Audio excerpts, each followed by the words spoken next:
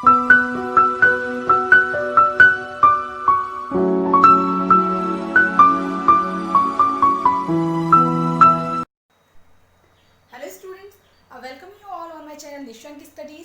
class 7 today we are going to solve your exercise 3.1।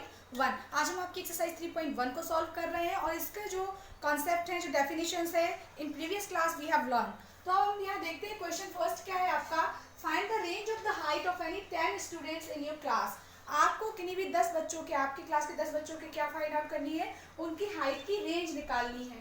तो देखो exact height तो अभी पता नहीं है, ये एक प्रोजेक्ट वर्क की तरह भी आप ले सकते हो। You can if you know your friends, सभी बच्चे जानते हैं the height of your friends ना, तो आप डिस्कशन करके भी सॉल्व कर सकते हो। ओके, तो हम यहाँ अज्यूम कर लेते हैं, लेट द हाइट ऑफ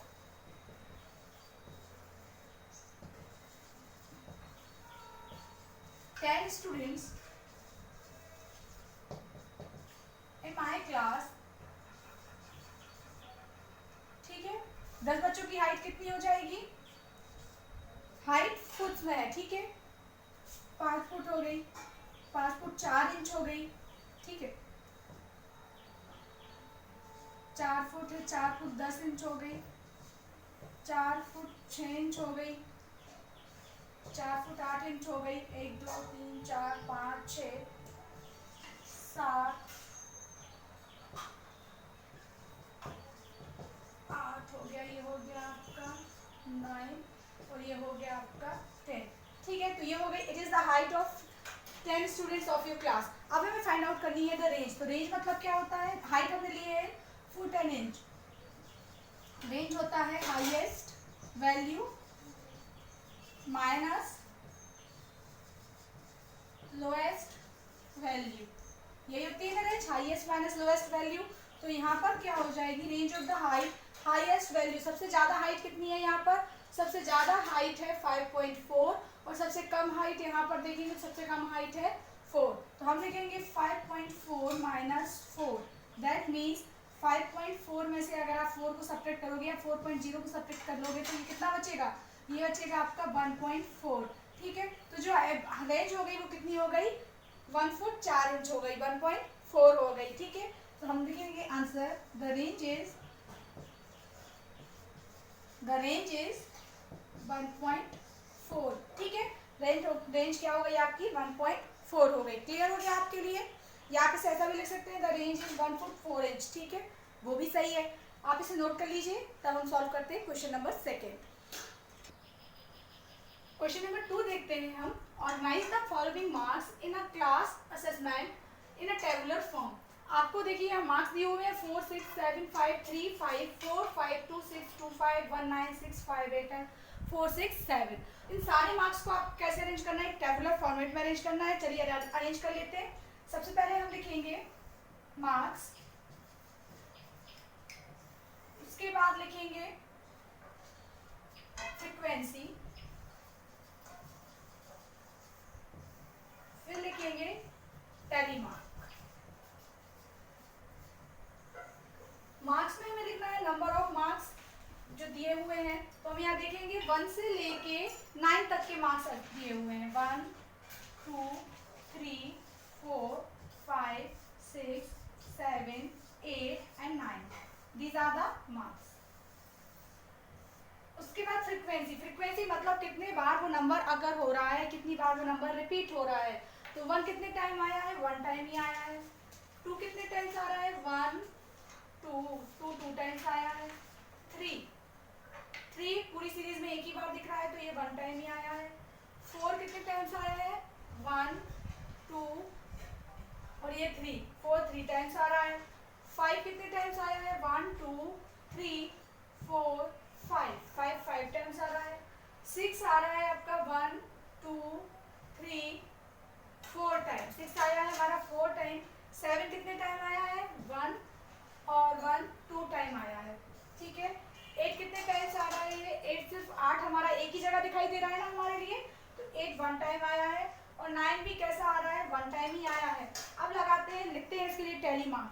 हमें पता है टैली मार्क्स में हम क्या करते हैं, वर्टिकल और डायगोनल लाइन के थ्रू रिप्रेजेंट करते हैं।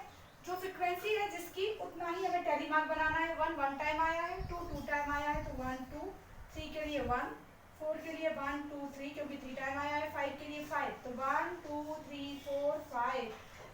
सिखाया ना हमने, ये 4 होगा 1 2 3 4, 2 1 2 और ये हो गया 1 और ये भी हो गया 1। अब क्वेश्चन नंबर 1 देखते हैं। Which number is the highest, highest मतलब सबसे ज्यादा बड़ा नंबर कौन सा है, तो आंसर हो जाएगा आपका 1 का। सबसे बड़ा नंबर यहाँ पे क्या दिख रहा है हमें, 1 से लेके 9 के बीच में 9। सेकेंड देखते हैं, which is the lowest number, तो लोएस्ट नंबर कितना है, सबसे छोटा नंबर कितना है यहाँ पर 1 से लेके 9 तक में 1 होगा ये आपका। थर्ड वन देखते हैं इसका, what is the range, range मतलब क्या होता है, रेंज मतलब होता है highest observation minus lowest observation.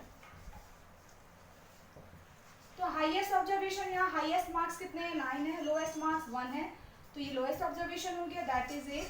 तो हमारा रेंज कितना आ गया 8 हो गया, ये हो गया आपका थर्ड का आंसर। अब इसी में फोर्थ देखते हैं, फोर्थ क्या है इसका, फाइंड द अरिथमेटिक मीन। तो arithmetic mean is equal to क्या होता है, मीन इज इक्वल टू होता है टोटल ऑफ ऑब्जर्वेशन या sum of all observation upon total number of observation.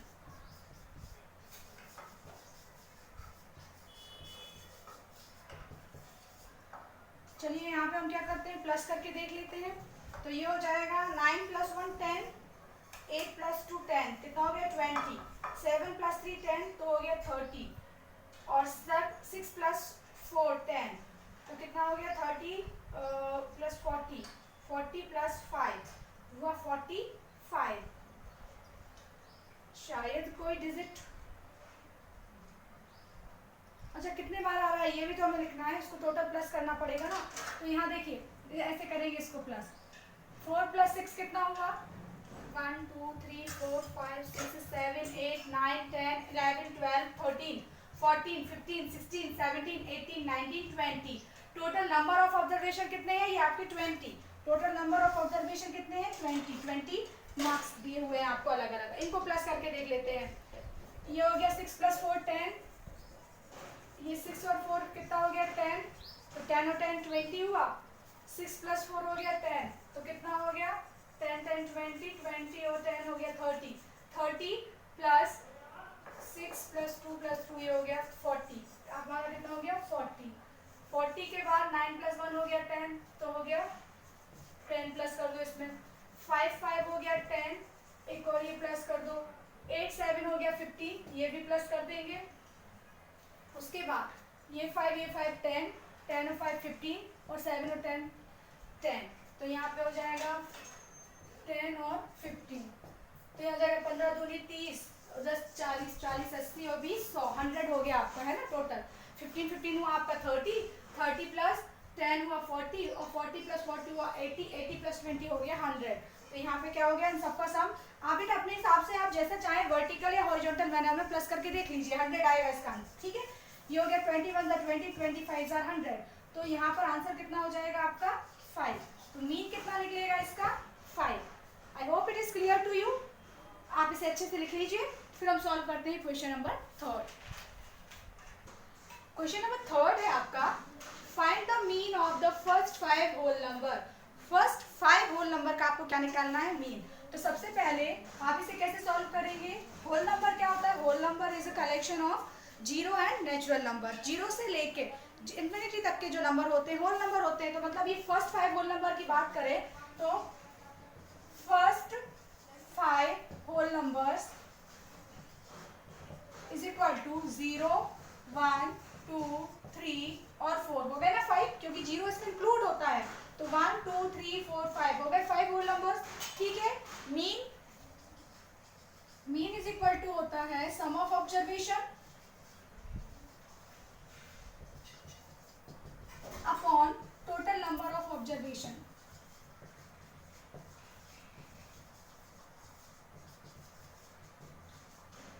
Sum of observation लिखेंगे 0 + 1 + 2 + 3 + 4 अपॉन टोटल नंबर कितने 5, क्योंकि हमने 5 होल नंबर्स लिए हुए हैं। ये हो जाएगा 3 और 2 5 और 4 और 1 भी 5, 5 + 5 10/5।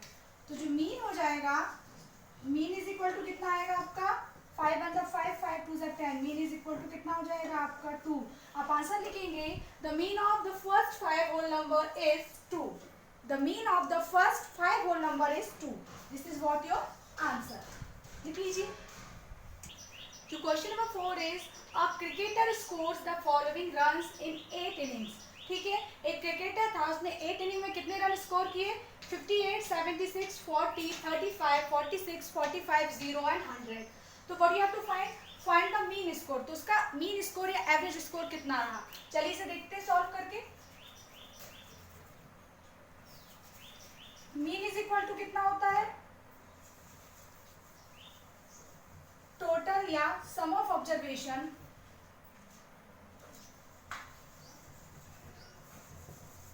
Upon total number of observation. क्योंकि स्कोर कितने इनिंग के लिए दिया हुआ है? 8 इनिंग के लिए हुआ है। 1 2 3 4 5 6 7 8। तो टोटल ऑब्जर्वेशन हमारे कितने हो गए? 8 हो गए। ठीक है, रन कितने बनाए गए थे? 58 + 76 + 40 + 35 + 46 + 45 + 0 + 100। These are the runs. तो what you have to do, चलिए हम इसे ऐड करके देख लेते हैं। तो ये हो जाएगा आपका, इसको वर्टिकली ऐड कर लेते हैं। तो करते हैं 35 45 46 40 76 और 58। देखो 6 6 12 12 + 8 हुआ 20 20 + 10 हुआ 30 का 0 कैरी ओवर 3। ठीक है, 3 3 6 हुआ, 6 + 4 हो गया 10 10 + 8 हुआ 18 18 + 7 और 5 कितना हुआ 12 18 + 12 करना है 30 30 का फिर 0 कैरी ओवर हो गया 3। ये हो गए आपके 400। कितना हो गया 400। इन सबका सम कितना हुआ आपका 400 अपॉन करेंगे 8 8 से डिवाइड कर लें। 8 1 = 8 8 5 = 40 8 0 = 0। तो ये हो गया आपका 50। तो मीन कितना हुआ 50। Find the mean score 50। ठीक है, द मीन स्कोर इज 50 यार। आपका आंसर कितना हो जाएगा? Mean score is 50। ठीक है, चलिए लिख लीजिए। उसके बाद हम सॉल्व करते हैं क्वेश्चन नंबर 5। ये question number 5 is following the table shows the points of each player scored in 4 games. ठीक है, आपके 3 प्लेयर है ए बी सी। उन्होंने कैसे 4 गेम खेले और चारों गेम में प्रत्येक को कितने कितने पॉइंट्स मिले हुए हैं। ये पॉइंट्स आपके एक टेबुलर फॉर्मेट में दिए हुए हैं। Now what you have to do, you have to answer the following question. Find the mean to determine as average. A का एवरेज निकालना है आपको। तो सबसे पहले हम ए के पॉइंट देख लेते हैं। हमें पता है मीन इज इक्वल टू क्या होता है? Sum of all observation, sum of all observation upon total number of observation.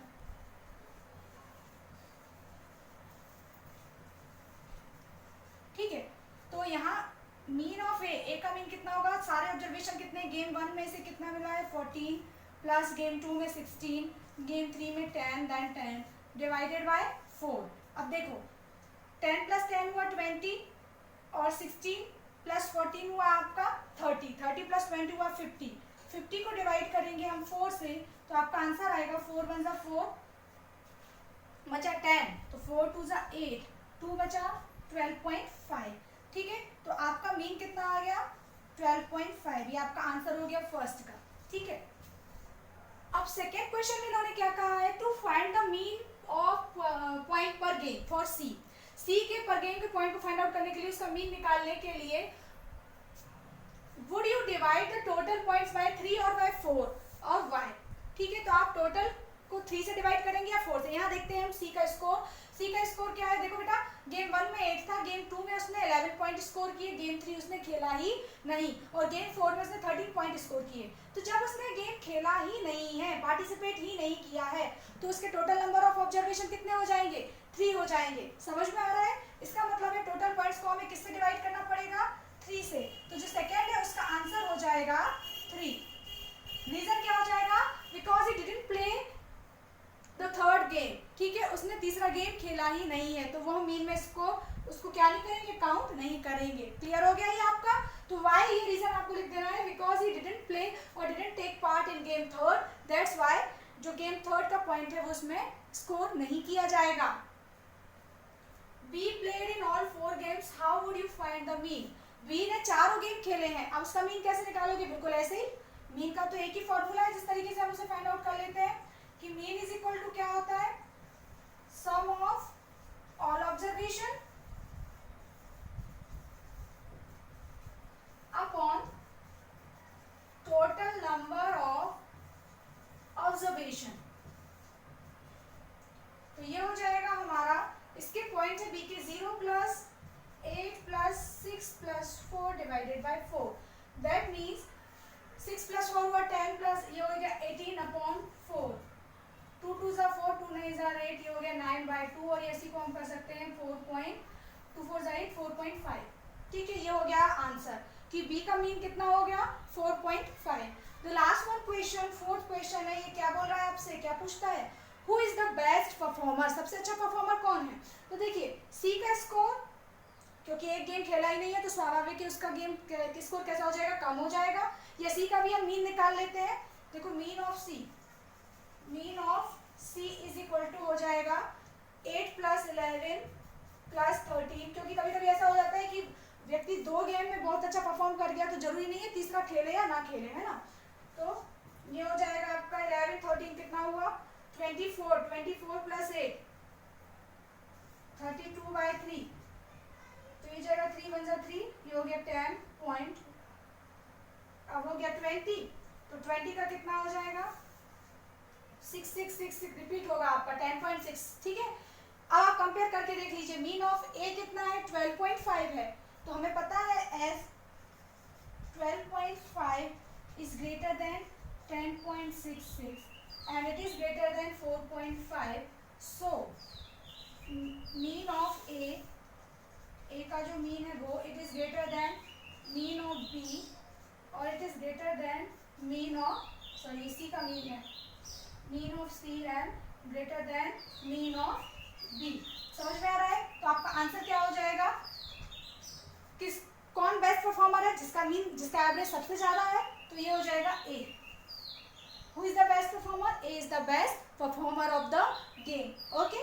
चलिए, तो ये हो गया आपके क्वेश्चन नंबर 5 तक पूरा सोल्यूशन क्लियर हो गया है।